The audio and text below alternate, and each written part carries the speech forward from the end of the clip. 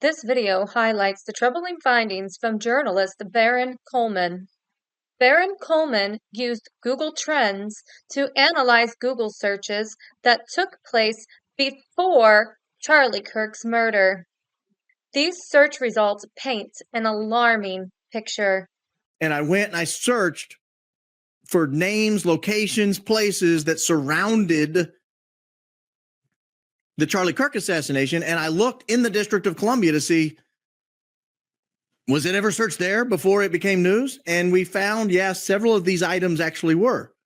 So I look at all these and I think, I got hits all over the Charlie Kirk thing for Losi Center, for Lance Twiggs, for Tyler James Robinson, the shooter, for the plane that allegedly went dark that night, for the owner of the plane. I got all these hits in Washington, D.C. on before the Charlie Kirk assassination. Here is a clip of Baron explaining a process of Google Trends. But let me give you the background of how I did this. There's a search function in Google I learned about years ago.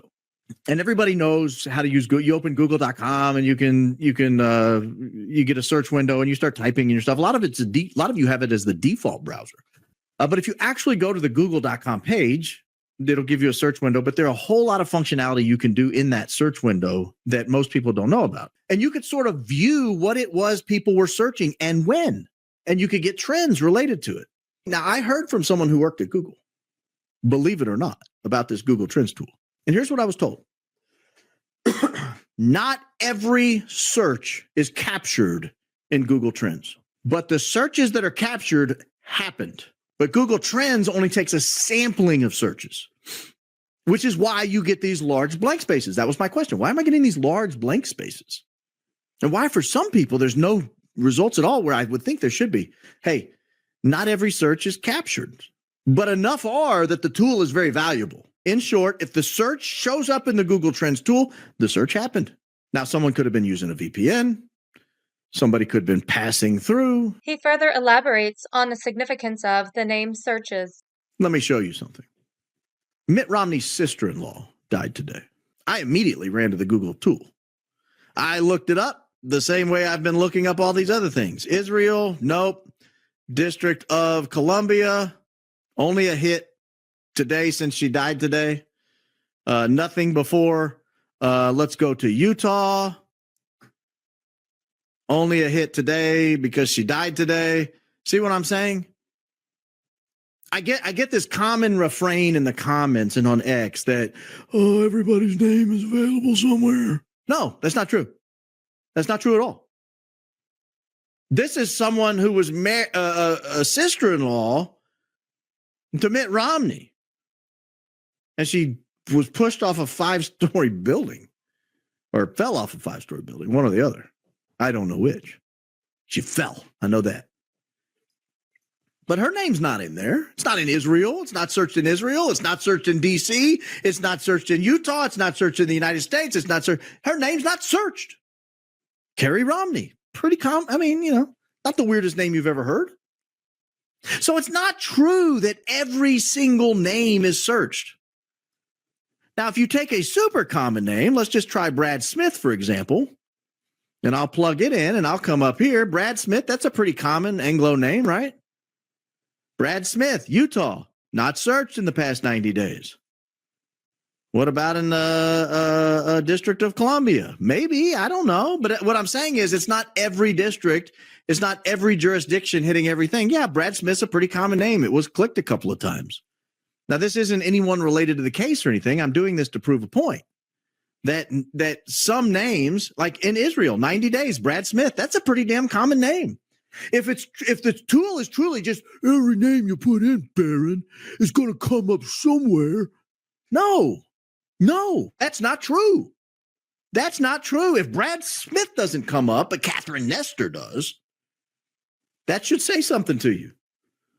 It's not every name. The searches have to be performed. Baron doesn't draw any conclusions or place any blame. However, he does believe that these findings should merit further investigation. That's what I'm saying. I don't know who did the searches. I don't know what they look like. I don't know what their position of employment is. I don't know if they work for the government, if they work for a private company. I don't know where they're physically located. But I do know this. When you search 7 surgeons within a week who all work at the hospital where they took Charlie Kirk, someone needs to get to the bottom of it. When you're searching the address of where shooters live a week before the shooting, someone needs to get to the bottom of it. When you're searching the address of where the shooting takes place, someone needs to get to the bottom of it. When you're searching convenient buildings around a killbox where a famous person will be assassinated in a few weeks, someone needs to get to the bottom of it. I don't know who did it. I cannot tell you.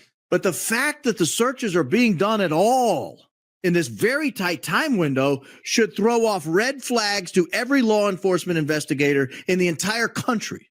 And every law enforcement investigator in the country should use this tool. Now, on to the results. Let's start with the suspect and his boyfriend. So let me show you the first search I ran. Again, the shooter's name was identified on September 11th, or maybe early September 12th. It was Tyler James Robinson. So I did a search for Tyler James Robinson nationally over the entire United States for the past 7 days. And you'll notice the gigantic spike right after the news broke. But I noticed right over here, there was a little blip on September 9th at 7 p.m. Damn, that's weird. And keep in mind, this is a blip large enough to show up on an index at a 2. Now, granted, I'm going to keep going. You're going to be surprised by what I show you here in a few minutes. It's a blip large enough to show up as a 2 the day before the Kirk shooting. The day before the Kirk shooting, someone in the United States searched Tyler James Robinson, the full name, first, middle, last name of the shooter. But it showed up there the evening before the Kirk shooting. So I thought, where's it coming from? Surely not. Before the shooting. Well, there's Washington, D.C. at 11 a.m., the day before the Charlie Kirk shooting. And you'll see here where the news finally broke that it was, in fact, Tyler James Robinson. But notice that. That's weird. You're telling me at 11 a.m., the day before the shooting? Now, keep in mind, Charlie Kirk was assassinated on September 10th. Someone in Washington, D.C. metro area is searching Tyler James Robinson the day before the shooting? Why? I think to myself, before I even do the search, you know, Baron, if this shows up in Huntsville, I'm going to start to panic. I will officially start to panic if this shows up in, oh, there it is. 4 p.m. the day before the Charlie Kirk shooting, Huntsville, Alabama. Tyler James Robinson. Again, I'm not drawing a conclusion. I'm not telling you that somebody worked at a particular place. What I am telling you is somebody searched him in Huntsville. A Huntsville IP searched for Tyler James Robinson about the same time a Washington, D.C. metro area searched for Tyler James Robinson. Well, let me drill down not just to the D.C. metro area, but the District of Columbia itself. Here again is where the news broke. Everybody on the planet went and searched Tyler Robinson. And you'll notice the third name searches kind of fell off the map. But look at that. Look how strong of a signal that is in Washington, D.C. the night before the Charlie Kirk assassination. The night before the Charlie Kirk assassination in Washington, D.C., in the D.C. metro area, and in Huntsville, you're getting this strong of a signal. Someone is searching the name because I think, what about the name Tyler James Robinson? If you're going to have a gun dropped at a certain location, if you're going to have a perch where this guy was alleged to be perched, surely you would want to know something about the guy, right? This is 3.5 weeks before the shooting. The full name, Tyler James Robinson, not searched any other time, but searched August 18, 2025, 3.5 weeks before the shooting. And I have no doubt if you're kind of wild and you're discussing on Discord, allegedly shooting the assassination of a beloved public figure, I'm guessing you probably the guy someone might want to search from time to time. So I pull up Lance Twiggs and I get 2 hits in the Washington, D.C. metro area, but they're not recent. No, they're not recent at all. This is from January of 2023. This is almost 3 years ago. And I get another little blip here towards the end of 2023, almost 2 years ago. Somebody's radar blipped in the Washington, D.C. area on the roommate of the assassin 2 and 3 years ago. Again, I don't know who it was. So I hold my breath and think, surely not Lance Twiggs. Surely he wasn't searched over there a couple of months before. It's a name that's so rare, most people assumed it was made up. It's not, I don't think. His dad's last name is Twiggs. His mom's last name is Twiggs. But I had to know. So I do what anyone in my shoes would do. And I search Lance Twiggs overseas. And I get a hit. June of 2025, excuse me. Just a month before the Losi Center searches were, just a month before the address where the gun drop point would be, I get a hit on Lance Twiggs. You can see this giant spike here. That's when his name was first made public. I also noticed this one way back here, back in 2021. If you do the math on that, he would be like 18 years old or something like that back then. Because when I find it in Israel, I think, well, is it also in DC? Well, would you look at that? This is a month and a half before the shooting. This is the District of Columbia, past 90 days. Here's the shooting. Everybody's heard of Lance Twiggs by now. Here's before the shooting. Now, let's look at the scene of the crime, including the campus, the address where the weapon was recovered, and the initial suspect, George Zinn. Let's go to Utah Valley University, the site of the scene. The Washington, D.C. metro area. Again, I excluded the day of the shooting here because there was so much interest, it was messing up all the statistics. But in the 3 weeks leading up to the shooting, no interest in Utah Valley University in the Washington, D.C. metro area. On September 2nd, all of a sudden we have some interest. September 3rd, a little more interest. September 7th, peak interest, 3 days before the shooting. The next day, a little interest and then back down. But I think maybe someone's going to college. It's probably a fine school. It looked beautiful on campus. The pictures I've seen on campus look stunning. I have no idea. I've never heard of it before. Well, if you go to the scene of the crime, there was a very unusually named building that the alleged shooter allegedly perched on. Let's just assume everything I say in this thing's alleged. It's called the Losi Center, L-O-S-E-E.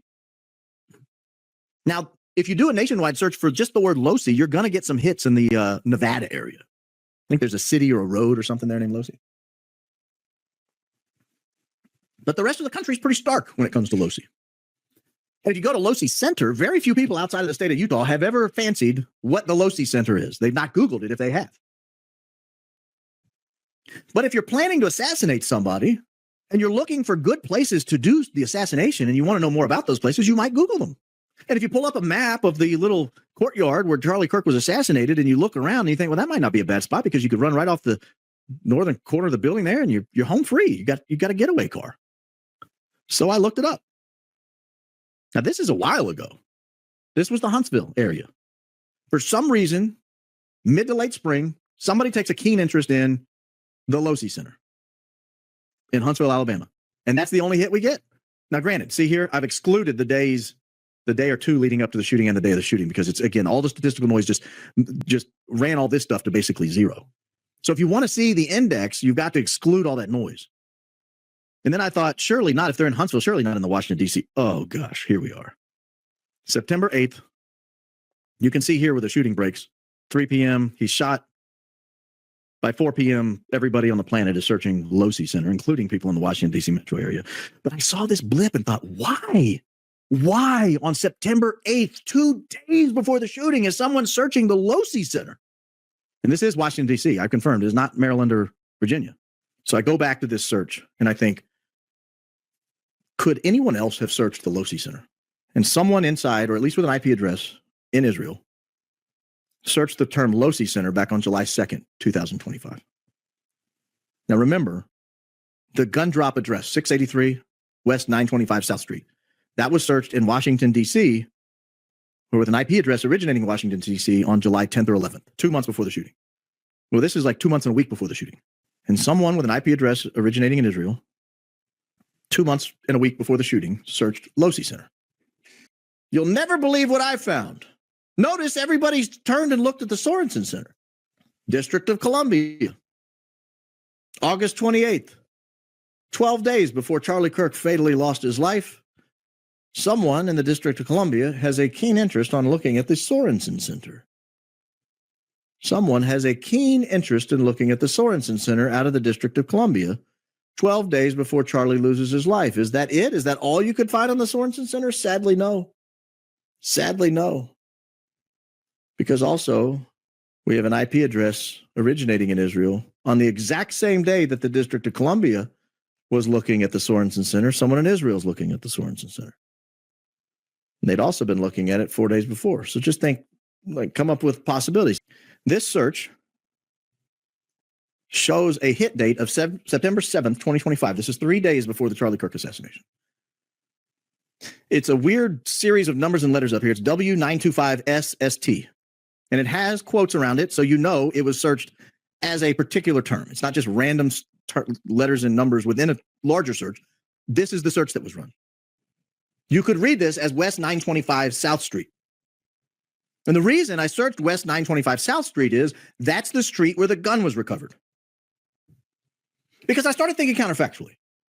Let's assume, for the sake of argument, Tyler James Robinson was not the shooter, but he was a gun drop. He dropped the gun that someone else may be using, or for whatever reason, he was told, drop a gun at a certain place at a certain time. I want you to leave it in a backyard off of West 925 South Street. I have a feeling that's going to be his defense.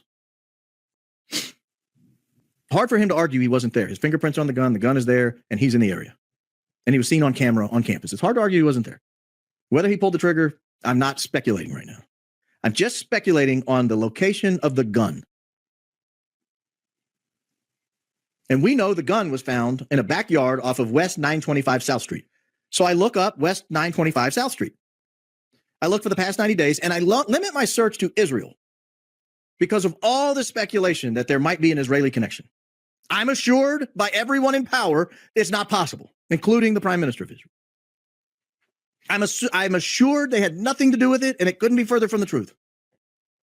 And so all I'm doing is presenting the facts. I'm not drawing a conclusion. I'm not suggesting they were involved. I give the same 4 possibilities for this search that I gave for the other searches I gave in Washington, D.C. 1, maybe someone there happened to be searching West 925 South Street. That's possible. Maybe somebody routed a VPN through there. Maybe he popped up on the radar and it told people I'm going to dump the gun there, and somebody thought, where is that? We need to Google it. I don't know. But I'm telling you, the nation of Israel, the state of Israel, right here on September 7th, 3 days before the assassination, has a hit. A Google search was made with an IP address originating in Israel for West 925 South Street. So after I found the West 925 South Street, I actually looked up the specific address to eliminate all the other potential 925 South Street, West 925 South Street in the world. I don't know if there are others. But if there are others, I wanted to eliminate that possibility by adding 683 to it. So I do the same search. I start in the District of Columbia with 683, West 925 South Street. And I get a hit out of Washington, D.C. right there in July of 2025. 2 months before the Charlie Kirk assassination. But for whatever reason, somebody inside the District of Columbia or an IP address originating in the District of Columbia in the United States was searching 683W925SST. Because there's an FBI office in Huntsville. That's true. Wasn't there a Huntsville connection to some of these searches? So I looked the Huntsville Decatur area for West 925 South Street. Again, a very specific address. And there it is. Huntsville, Alabama. Almost 1 month to the day before he is assassinated. This was the first thing I looked up during this go-around of searches.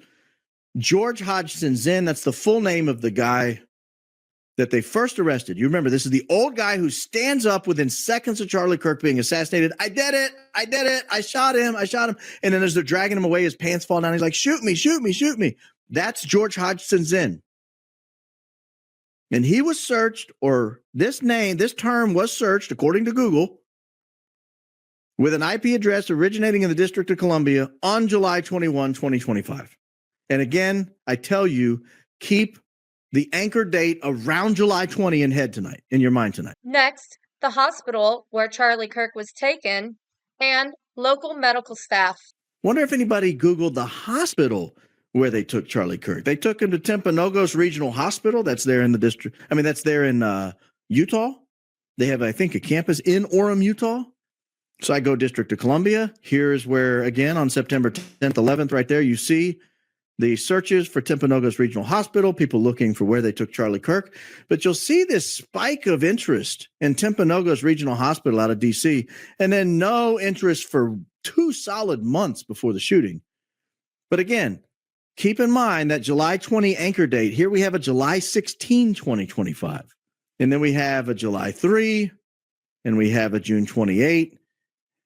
And if you go out 12 months, you'll notice You even had one back then, and then this all kind of goes out. So something's going on here at the Timpanogos Regional Hospital search.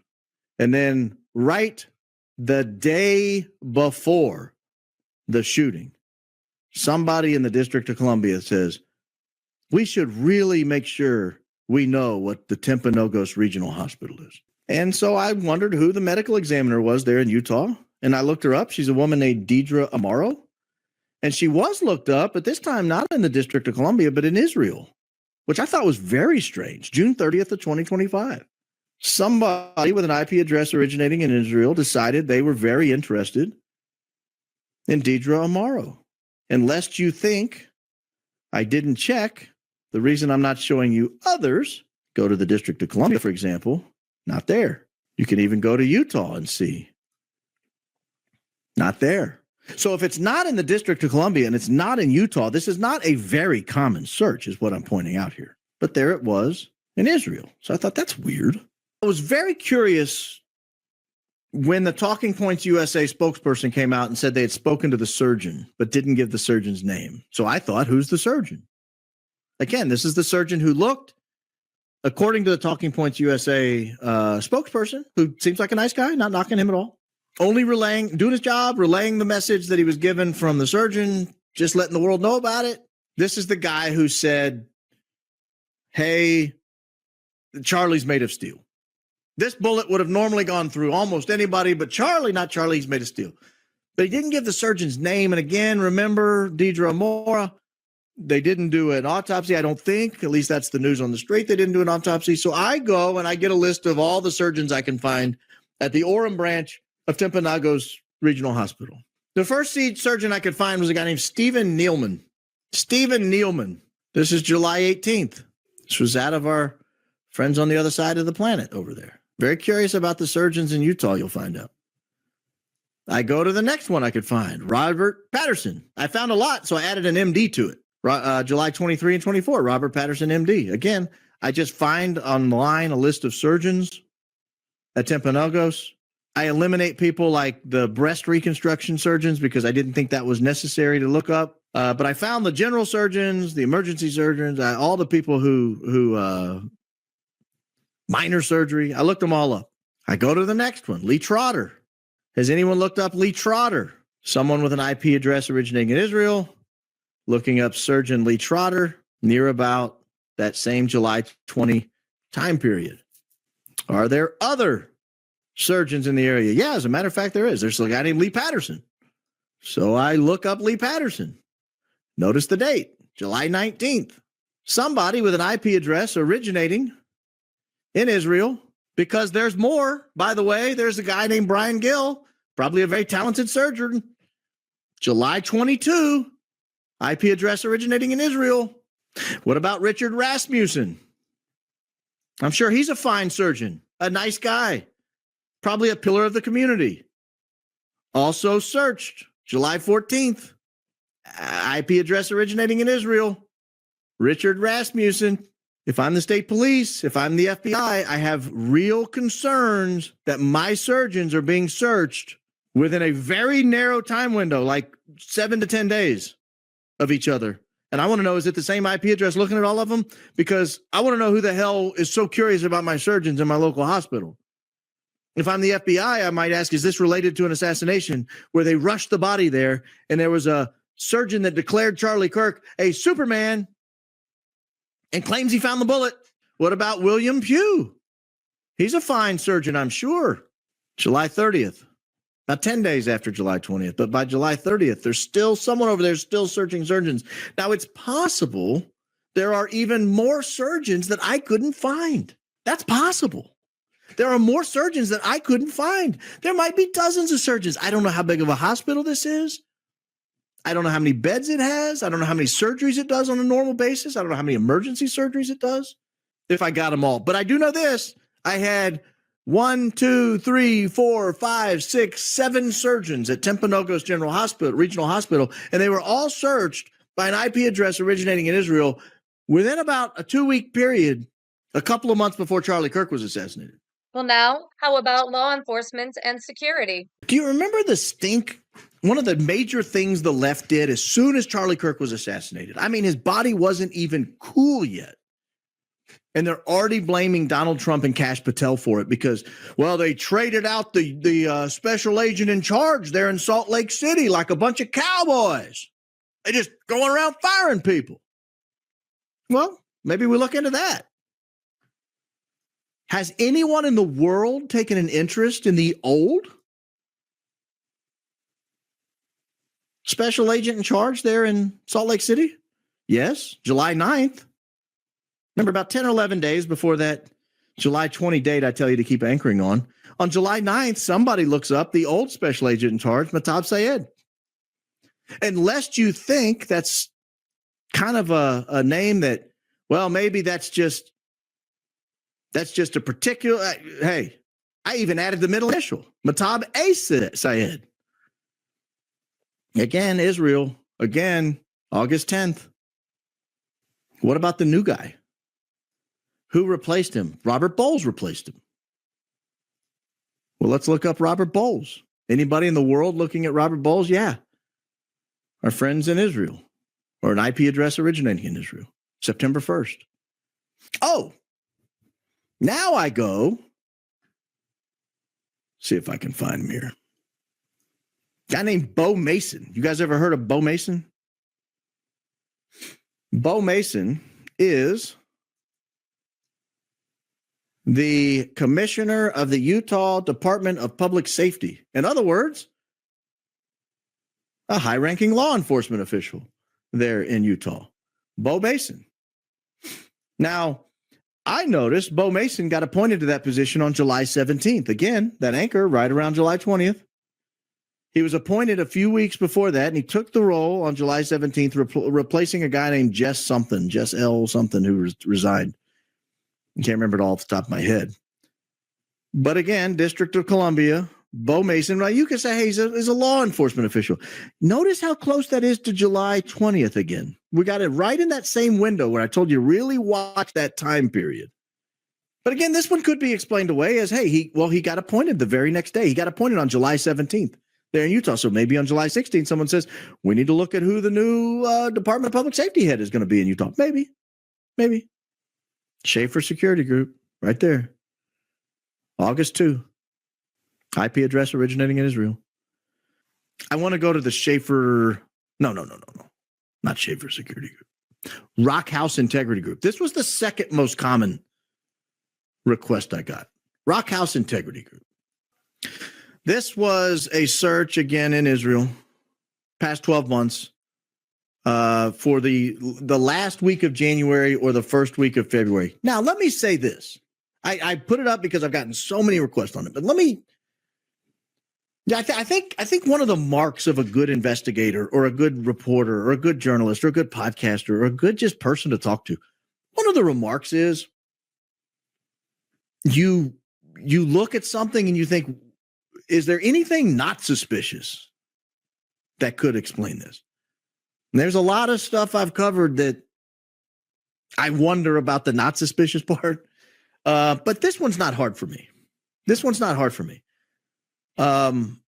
Charlie Kirk has done events all over the country. I believe he's done events overseas. He was being invited to Israel. According to the current prime minister over there, he was being invited to Israel. Probably wouldn't shock me if during the course of those discussions about him going over there, if he didn't say, hey, you got to talk to my security team. Here's a recap of suspicious aviation activity on that dreadful day. Now I want to show you a very interesting story that I found and was just absolutely baffled by this story. That there was a plane, this plane here, a Bombardier Global 6500 with the tail number November 1098 Lima. And on the day Charlie Kirk died, it made two very interesting flights and deviations from flights. It had booked a flight, or it had flight plans from, I think, New Mexico to Montana, which would take it right near Orem, Utah, the site of the rally. This was not an unusual flight for this plane. But on the day of the shooting, it actually dropped. This plane can go up to 51,000 feet cruising altitude. It's a U.S. spy plane, basically. And on the day of the shooting, it comes all the way down to 203 or 204 feet off the deck, off the ground, and it's flying at nearly stall speed. The first time it did that was heading north on its path to Montana. It deviates from its flight plan. It comes down to from 30 to 50,000 feet in the air. It comes all the way down to 204 feet, and it flies within 2 miles of the campus of Utah Valley University at 204 feet. You know how low that is in the air? 204 feet at nearly stall speed, like 113 knots or 118 knots. I can't remember. This right here says 129 knots where they picked it up.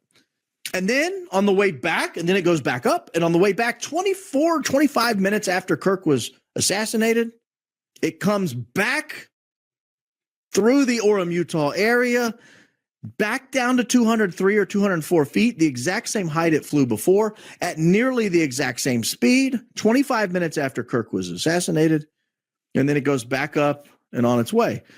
Well, I thought, and then remember this tail number here, N1098L, November 1098 Lima. So I think that's a weird thing. I mean, that's unusual, so let's look it up. Let's look up November 1098 Lima. And let's see, just for the sake of argument, is there anybody in the world who is curious about this plane at this time? And in fact, I did find somebody. I found November 1098 Lima. It was searched again out of Israel in the weeks leading up to the shooting, August 8th. Now, we've learned since that this plane has the capacity to deploy drones. I've seen news articles. I've seen videos. This plane, this jet, is a U.S. government contracted spy plane. The night of the assassination, I start seeing everybody on Facebook saying, oh, there's a plane and its transponder went off. And I thought, nonsense. This is confirmation bias. Surely this is confirmation bias. They're listing the name of the guy who owns the plane. They're listing the tail number of the plane. They're listing the company the guy works for. And I'm thinking, this cannot have anything to do with it. And I'll tell you the story real quickly. About an hour after the assassination, a random plane owned by a random guy takes off from Provo, Utah, about an hour away, or 30 minutes away, however far away it is. And it flies south, and it looks like it's heading towards Arizona. But before it gets to the Utah-Arizona border, it looks to me like it turns its transponder off based on the flight pattern. Again, I cannot confirm all that. I wasn't on the plane, and I am not an aviation professional. Is it possible that the owner of the plane, a guy named Derek Maxfield, and I am not accusing him of anything, by the way, this is not an accusation. This is me simply telling you what is in Google Trends. Just transmitting factual information. No opinion. No allegation of fact other than what I can show right here. A guy named Derek Maxfield is associated, either owns the LLC or is associated with the LLC that allegedly owns the plane, that allegedly turned his transponder off, that allegedly caused people to freak out on Facebook and act like it could have something to do with it. But I do the Google Trends search anyway in Washington, D.C. area. And I see here where everybody starts freaking out, saying that the transponder got turned off. I think, what the hell is this? Why was someone in the Washington, D.C. metro area searching for Derek Maxfield on September 7th and then not again until the name breaks with the weird plane thing? That's just weird, but maybe it's just a coincidence. Maybe there's nothing more to it. Well, that's just the Washington, D.C. metro area, though. Maybe it's people in Maryland. So let me drill down and see Huntsville, Alabama. Lo and behold, there's this Huntsville connection again. What the hell's going on in Huntsville, Alabama? Trust me, guys, I looked a lot of places. I didn't see any. I cannot tell you without a doubt there's not a single hit prior to the shooting anywhere else, but I can tell you I looked a lot of places. This is 10 a.m. the day before in Huntsville, Alabama. Well, what about Utah? Okay, well, here are the hits in Utah from where the news started breaking the night of September 10th and on the next few days. But why? What is this? This is 2 days before the shooting at 8 a.m. And then I just drill it right down to the District of Columbia. I exclude all the other dates. In the morning of the shooting, about 3 hours before the shooting, I get a hit there. So I go to the tail number of the plane. N888 KG, November 888 Kilo Golf. And you can see here where the news breaks about the plane. The evening of September 10th, the evening after the shooting, you can see the news break here about the plane, and everybody starts rushing to look at it as they come across it on their Facebook and Twitter feeds and all this. But what is it in Utah? Now, granted, the plane's based in Utah, but why the interest in this plane? There was no other interest before. And so I go to Arizona. Remember, he looked like the plane was headed to Arizona, and all of a sudden there's a hit there. 2 days before the shooting. 3 days. Yeah, 2 days before the shooting. I'm getting some kind of statistical noise around the shooting, around the assassination attempt. So I take the plane. This was the first one I did it with. I took the plane. I thought, okay, let me just exclude everything within a week of the shooting. The shooting took place on September 10th. I go back and I say, arbitrarily, I'm going to just select September 1 for no reason whatsoever. And I'm going to go back a year and accidentally went back 13 months, whatever. And you'll notice in the Washington, D.C. area for November 888 Kilo Golf, there is no interest whatsoever in this plane in that area. No statistically relevant interest until the week and a half before the shooting. And all of a sudden, there's keen interest in November 888 Kilo Golf in the Washington, D.C. metro area.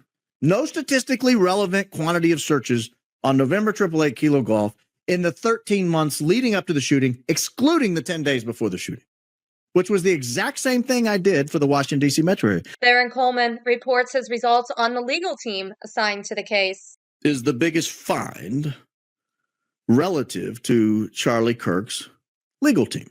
His number one lawyer, I'm told, is a woman named Catherine Nestor. I've looked her up. She has a fantastic resume. She's brilliant. She's a great lawyer. Did Catherine Nestor get searched? And I said, well, let's look. Again, I've done what I did here in response to some of the names Candace Owens had mentioned in some of her podcasts. She is so popular. She is so well watched that when she mentions a name, people crush Google searching the name. I mean, crush Google searching the name. So you really have to do a date limitation to account for her. She has her own, it's like a hurricane. Like she changes the landscape. But I looked for Catherine Nestor. I brought it down the date to around 6 months or so, 5-6 months leading up to the shooting. And here's what I found. Out of the District of Columbia, there was a hit on May 27th. Now, what about Catherine Nestor overseas? We've noticed a lot of these searches have originated overseas and in a particularly tight time window. Does that hold true for Tyler Robinson's legal team? Lo and behold, it does. The legal team is searched from the same area, or at least IP addresses suggesting they were searched from the same area about the same day? Damn, that's weird. Now, I was told Catherine actually goes by Kathy. So I looked for Kathy. Kathy Nestor. There she is. April 21. Now, I don't know what that means. Israel, April 21, Kathy Nestor. I'm told that in addition to Catherine Nestor, there's a very famous lawyer named Michael Burt who's being added to the team. Michael Burt, you will recall, was one of the, I'm pretty confident, was one of the Menendez brother lawyers. This is no small potatoes lawyer here. This guy's for real. Been practicing law for like 40 or 50 years. So I wondered, has anyone overseas looked up this guy? They looked up Catherine Nestor. Well, yeah. Out of the District of Columbia, September 7th. Now, again, the guy is very famous. Someone might have been searching him because they're looking up the Menendez trial. Who knows? I don't even know. I don't even know that I did this one. Was he in Israel? I doubt it. No searches in Israel that we could find. So again, it's not every name. It's not even every name associated with the case. So there's another lawyer on the case named Richard Novak. I don't know if you guys know Richard Novak. He's out of Pasadena, California, I believe. Was he searched in D.C. or overseas? Well, yeah, actually he was.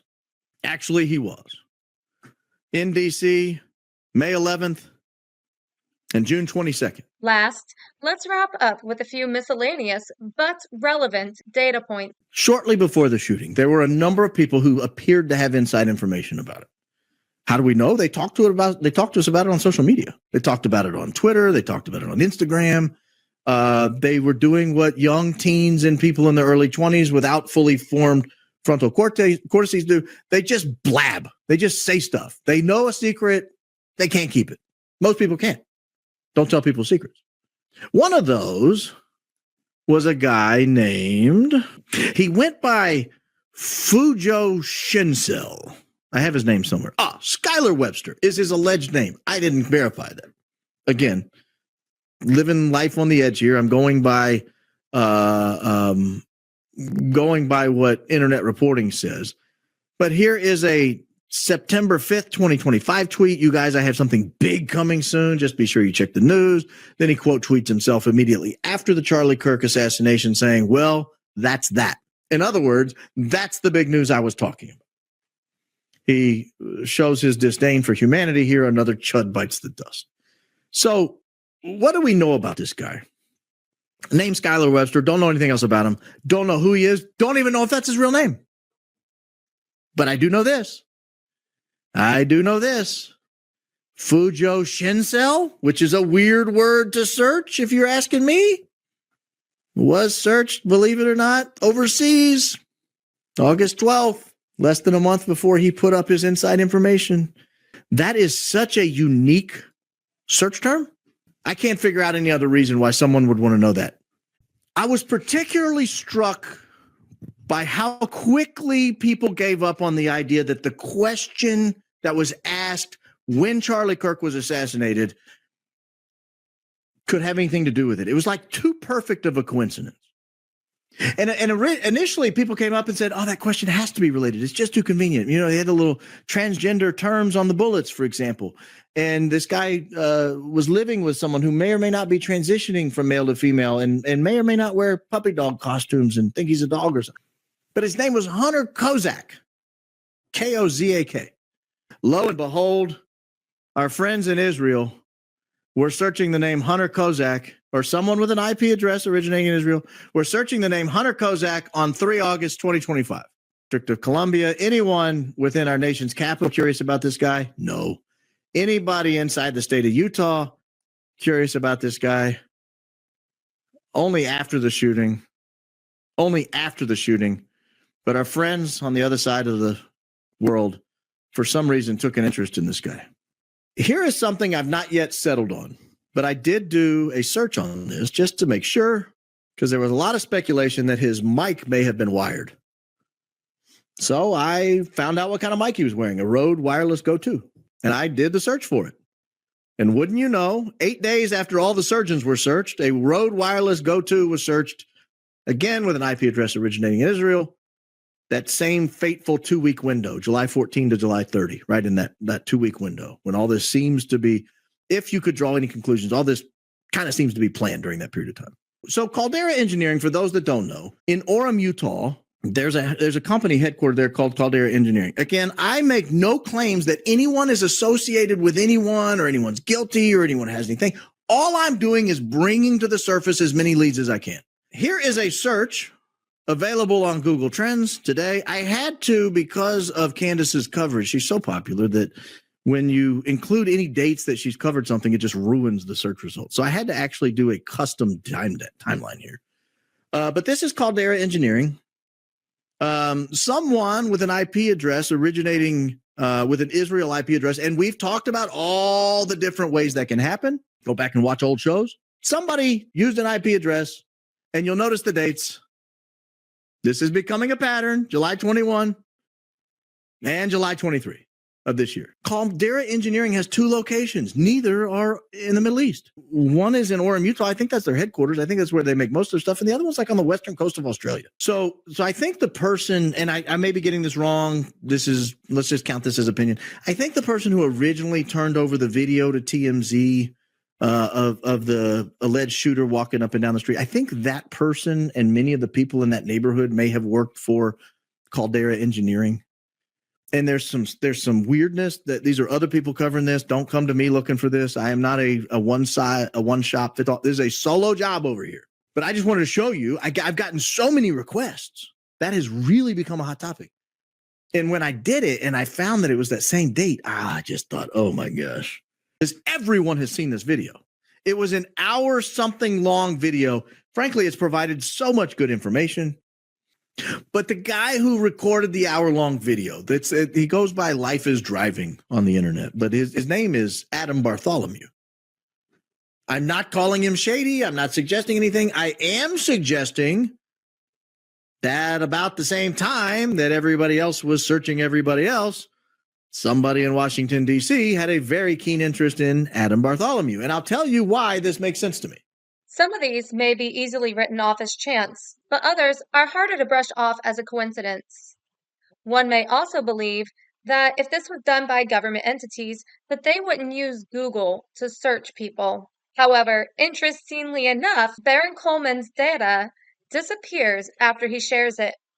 Obviously, your average Joe does not have the capability to alter Google Analytics. A pattern emerges, especially if you go back and try to replicate any of these searches, because they disappear. They disappear. I showed them on my screen. I saved them. I saved the screen caps. I downloaded the data and saved it. They're impeccable. They are fact, but they tend to disappear. Who has the power to make things disappear from Google? Not me. I wouldn't be able to get those things removed. Google wouldn't remove them for me. If some lunatic on a VPN was doing it, they probably wouldn't disappear them for that either. So I think the fact that these searches tend to disappear in the hours and days after I do these shows says a lot. And I'll say this, and I got one in the comments here. You should send it to so-and-so. You should send it to so-and-so. You should send it to so-and-so. I have sent very few of these searches to people. And I can tell by which ones disappear who in the media can be trusted with this information. I have sent different searches to different members of the media. Some of those searches have disappeared before I go live on this program. Some don't. Leads me to believe some people in the media are running that up the chain. Holy mackerel, get rid of this, or somebody noticed this, or somebody saw this, and then I go back to try to replicate the search and it's not there. But I send a different search to a different media person and it doesn't disappear. I can draw conclusions from that. I'm allowed to. It's a First Amendment right. Baron Coleman has used Google Trends to analyze other tragic events and found that Google searches were made for specific names, addresses, and other pertinent information about half of the time. I mean, is every shooting subject to these weirdnesses? Yeah, I mean, I had Grok pull up a list of every mass shooting in America going back to 2012 or something, 2010 maybe. And I looked it up. Let me tell you, I'm giving you 4 of them.